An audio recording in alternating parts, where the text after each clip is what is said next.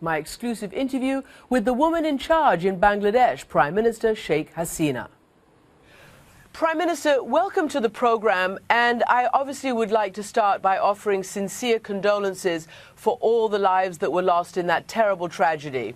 And it's a very sad story, really. It's so painful. It's very unbearable. Prime Minister, I hear your pain, and yet I also hear you say, and you've said, that 90% of these factories in Bangladesh are not up to scratch. There are only 18 inspectors for more than 100,000 factories and these kinds of buildings.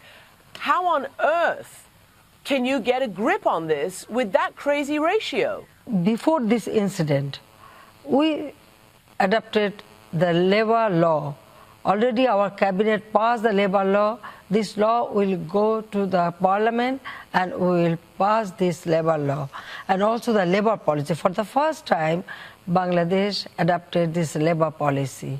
So we are very much concerned about it, and we have already taken all these steps. But you know, in anywhere in the world, any accident can take place. You cannot, predict anything. Even in many developed countries, we can see recently there was a, accident in a fertilizer industry in Texas.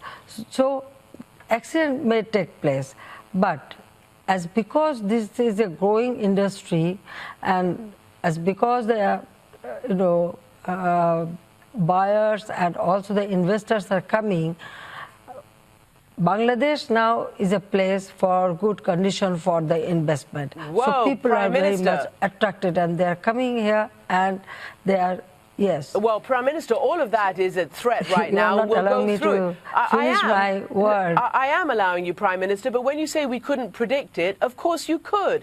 This factory was shown on television the very night before. There were huge cracks in the walls. The owner said, oh no, this is just about the plaster. And the very next day, the factory collapsed. So it could have been predicted. Who does the blame fall on then? Yes, you are very correct. From local administration and the industrial police, they stopped working in this building, and they removed all the labor from the building in the previous night. But unfortunately, in the morning, the owner of the factory, they put pressure to the labor to enter, but industrial police and the law enforcement agency and administration, they tried to stop them, but they said that at night it didn't collapse, so it is the condition is not that bad. That way they sent the labor. But even then, the industrial police, time and again, they told them that the labor should not work in this condition, but that moment the accident took place. So it is not true that the government hasn't taken any steps. We have taken steps, and we try to prevent them. Surely then that needs to be regulated, because here's the facts about this man who actually owns that company. First of all, he was a top member of the ruling Awami Party, which is your party. He was the head of the youth league of that. No, it is not true. Well, that is what we're told. He was a youth, the No, leader it is not of true. The youth wing. You're saying it's not true? No. The And wrong information. All right. And I told you that in this building, there are 5 garment industry, 5 owners. They put pressure. They send the labor. Okay. It is not that only the owner of the building. We arrested him. You know that. We arrested him. We arrested all the owners and the engineer and all the people. We have taken all necessary action. You must consider that, yes, we have taken all the necessary steps and we arrested them. What will happen and to law him? will take its own course. We are not going to, save him. No. The criminal is criminal. They will get all, we brought to book, so they will get all the necessary action. All right, so that we can ensure you. You say that he's a criminal, yes, and the law will It take... is our promise to the people. Okay, I'm sure they'll be delighted to hear Exactly, yes. Of course, we have arrested him. Look, within this short period of time, we have taken action, legal action. We arrested them. We filed cases against them. the owners of the building and also the owners of the factory. So our government, we take all necessary steps. The problem is the people have seen this and these promises before, and they don't actually say that they believe he will be fully punished. But of course, we'll wait to see how this case proceeds. But I want to ask you about the endemic corruption in this regard, because all the reports say that he and his family basically got this building and this property by fairly nefarious means. Then, because of their high and intense political collections, people just look the other way. Officials don't dare confront him. He built more floors, and this was very unstable. And furthermore, about 10% of members of parliament are direct owners of these kinds of factories and businesses. Do you not have a rampant corruption problem in this regard? Look, you are going to other point.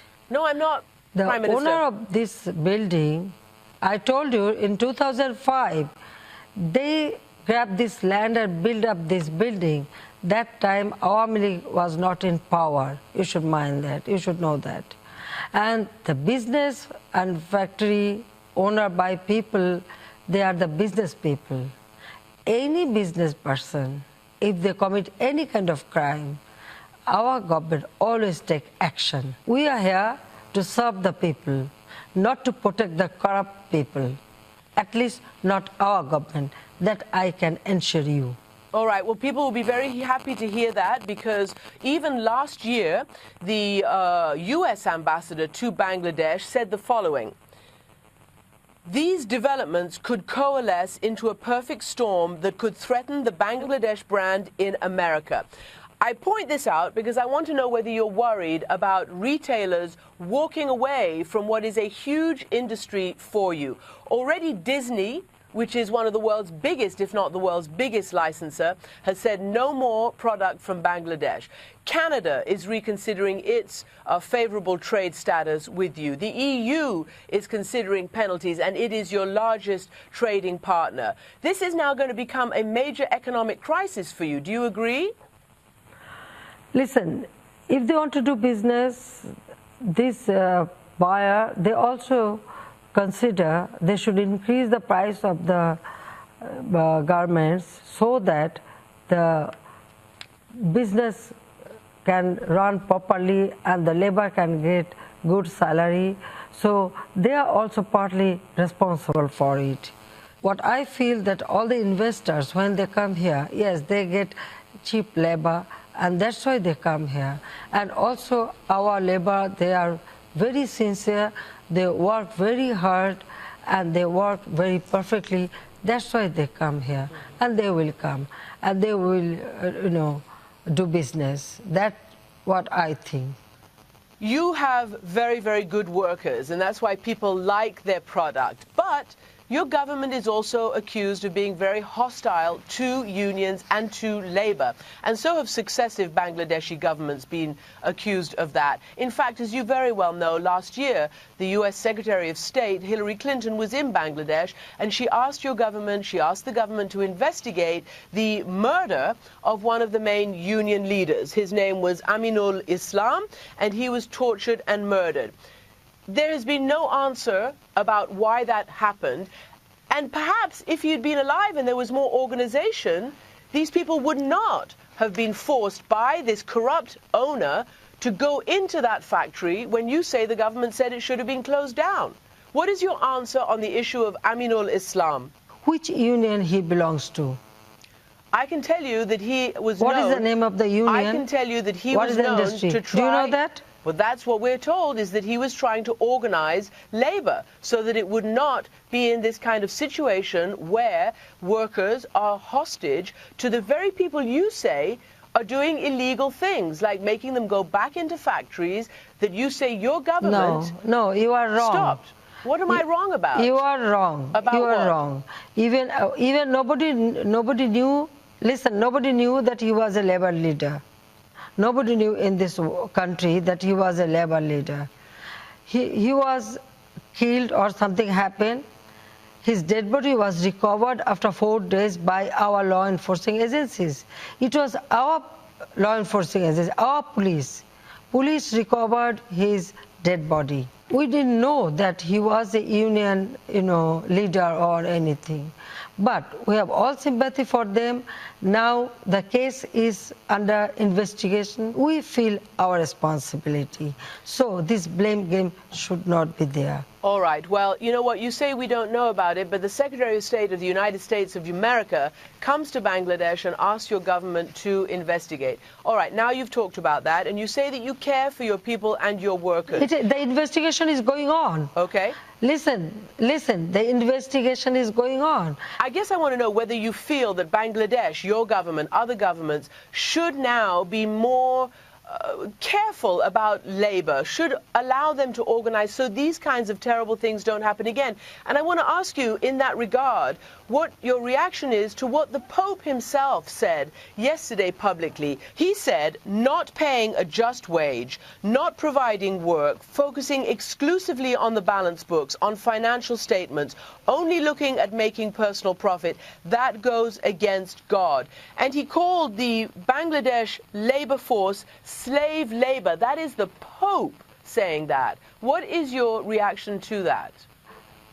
On behalf of our labor, I myself sometimes bargain with the owner so that our labor can get good salary and good condition. And from our government, we have already passed one project to build up dormitories and hostels for our labor. We ensure their health care and other facilities. So in our country, yes, it's a poor country, people come to work, but our government, I can't say about other government, but I can tell you about my government. We are always in favor of labor, and their better condition should be ensured, and we always consider that. Prime Minister, there does seem to be a tremendous lack of transparency. And I say this because CNN has not been allowed to come into Bangladesh to report all of this. And frankly, to see all the things that you're saying, it would be good if we were allowed to do that. And nor are other international news organizations either. I'm sorry, CNN was not allowed to come to Bangladesh? No, and I would ask you right now, please, to change that. What did you say? I did say that. CNN is not allowed to come to cover this story. I'm sorry. No, ma'am. What did you say? I said CNN and other international organizations have not been allowed to come to Bangladesh as journalists to cover this story. They have put very draconian conditions on... No, it is not true. It is true. No. Yes, it is true. No, Bangladesh is a free country. We would hope that. Listen, in our country, we have private televisions. What? Tell me one thing. If it is prevented, then why I am talking to you? No, because I'm not there, I'm not Prime supposed Minister. to talk to you. Prime Minister, I'm not there. If we prevent you, if we prevent CNN, then why I am talking to you? Beats then me. Okay, you stop it, you don't publish it. If you mean that we didn't allow CNN to come to Bangladesh, then you should not publish my interview. Well, I'll tell you what, our CNN authorities and our journalists have been told that they must sign waivers, sign papers, and I'll read you what they've been told. Visa officials say they have the right to review, confiscate, any country, unfit if you material. Enter, No, that's not true. Any country, if you enter, no, it is not. No, I don't know about it. But yes, of course, there are some rules, regulations. No. Each and every country, they have this rules, regulation, and everybody should follow that. We lost our people. And I do politics for these people, this labor. So each and every life is very precious to me. And I personally feel sorry for them that who lost their nearest and dearest one. And they are my responsibility. So I have to look after them, and we are doing it. Prime Minister, thank you very much for joining me. Thank you very much.